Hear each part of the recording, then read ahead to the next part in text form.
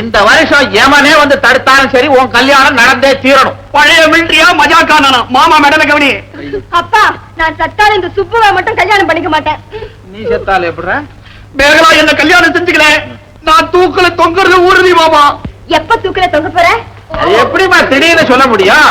அவனுக்கு வேண்டிய சௌகரியங்கள்லாம் செஞ்சு கொடுத்தா தொங்குவான். எல்லா சௌகரியத்தையும் நானே தேடிட்டேன். செடி ஒண்ணு நட்டு இருக்கிறேன், வளர்ந்து மரமான உடனே தூக்குல தொங்கிடுவேன். அது ரொம்ப நாளாகண்டா. என்கிட்ட ஒரு ரெடிமேட் மரம் இருக்குது, வர்றியா?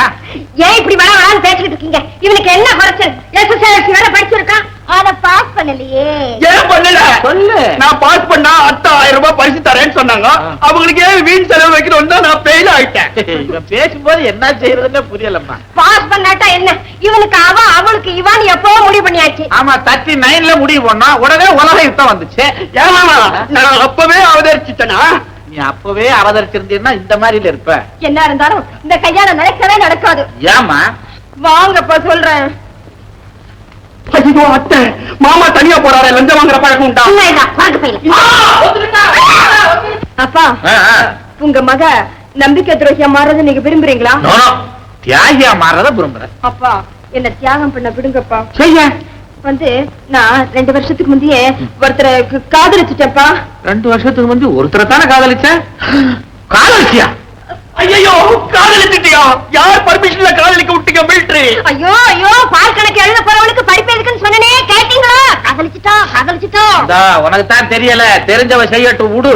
சும்மா இருங்க. யாரு அவன்? அவர் பெரிய பணக்காரமா, லட்சாதிபதி, பெரிய கோடீஸ்வரர். ஏண்டே ஆச்சரியப்படுறியா ஏப்ப விடுறியா?